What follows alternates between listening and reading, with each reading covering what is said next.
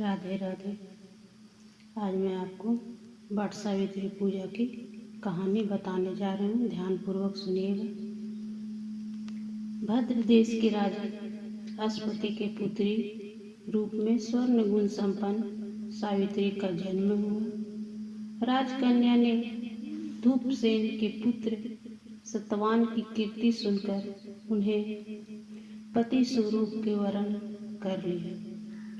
इधर वह बात जब ऋषिराज नारद को ज्ञात हुई, पता चला तो वे अश्वपति से जाकर कहने लगे कि आपकी कन्या ने वर खोजने में निसंदेह भारी भूल की है, गलती की है। सत्यवान गुणवान तथा धर्मात्मा भी है, परंतु वह अल्प आयु वाला, दीर्घ आयु वाला नहीं है और 1 वर्ष के बाद ही उनकी मृत्यु हो जाएगी। नारद की यह बात सुनते ही राजा अश्वति का चेहरा विकर्ण हो गया। वृद्धा एवं देव ऋषि वाणी ऐसा विचार करके उन्होंने अपनी पुत्री को समझाया कि हे बेटी, ऐसे अल्पवायु व्यक्ति के साथ विवाह करना उचित नहीं है, इसलिए कोई दूसरा वर चुन लो। इस पर सावित्री बोली, पिताजी, आज कन्याएं अपना पति एक बार ही चुनती हैं।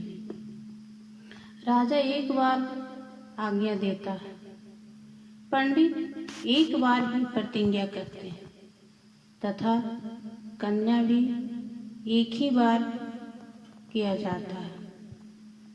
कन्यादान एक ही बार किया जाता है। अब चाहे जो हो, हमारे भाग्य में जो भी लिखा हो, सत्यवान को ही वह वर स्वरूप स्वीकार करूंगी। सावित्री ने नारद से सत्यवान की मृत्यु का समय मालूम कर लिया था। अंतुगतवा उन दोनों को पानी ग्रहण संस्कार में बांधा गया। वह ससुराल पहुंचते ही सास ससुर की सेवा में रात दिन रहने लगे। समय बदलता गया। ससुर का बल छीन होता देख शत्रुओं ने उसका राज्य छीन लिया। नारद का वचन सावित्री को दिन प्रतिदिन अधीर करता रहा। उसने जब जाना कि पति की मृत्यु का दिन नजदीक आ गया है, तब 3 दिन पहले से ही उपवास रखना शुरू कर दी। नारद द्वारा कथित निश्चित तिथि पर पितरों का पूजन किया। नित्य की भांति वह उस दिन भी सत्यवान को अपने समय पर लकड़ी काटने के लिए जब चला तो सावित्री की सास ससुर की आज्ञा से चलने को तैयार हो गए। वह अपने सास ससुर से कही कि आज सत्यवान के साथ लकड़ी काटने के लिए मैं भी साथ चलूं। सास ससुर ने आज्ञा दे दी। सत्यवान वन में पहुंचकर लकड़ी काटने के लिए वृक्ष पर चढ़ गया। वृक्ष पर चढ़ते ही सत्यवान के सिर में असहनीयता धीरे धीरे दर्द पीड़ा होने लगी। वह दर्द से व्याकुल हो गया और वृक्ष के ऊपर से नीचे उतर गया। सावित्री अपना भविष्य समझ गई तथा अपनी जांघों पर सत्यवान को लिटा लिया। उसी समय दक्षिण दिशा से अत्यंत प्रभावशाली महिषारूढ़ यमराज को आते देखा। धर्मराज सत्यवान को जीव को जब लेकर चल दिया तो सावित्री ने उसके पीछे पीछे चल दी। पहले तो यमराज ने उसे दैवी विधान सुनाया, परंतु उसकी निष्ठा देखकर वह मांगने को कहा।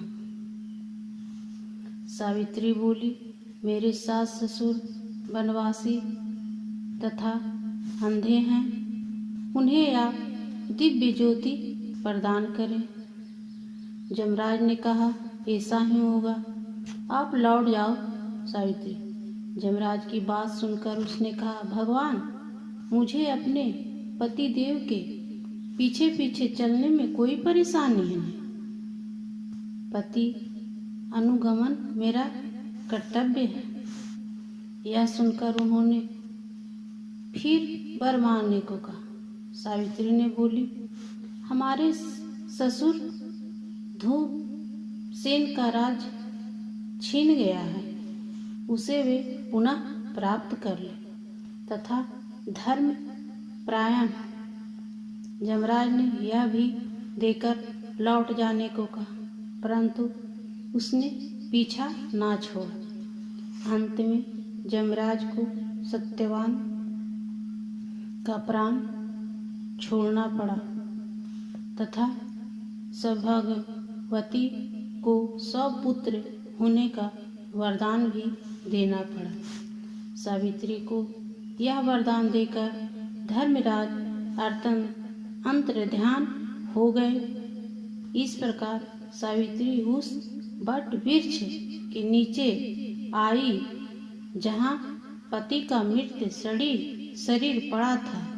ईश्वर की अनुकंपा में से उन्हें जीवन संसार हुआ तथा सत्यवान उठकर बैठ गए। दोनों हर्ष उमंग प्रेम लिंगन करके राजधानी की ओर गए तथा माता पिता की दिव्य ज्योति वाला पाया। इस प्रकार सावित्री ने सत्यवान चिरकाल का राज्य सुख भोगने लगे। यह व्रत सुहागिन स्त्रियों को अवश्य करनी चाहिए। इस व्रत करने से हमारा सुहाग हमेशा बना रहता है और सारे स्त्रियों को यह वट सावित्री का पूजा अवश्य करनी चाहिए।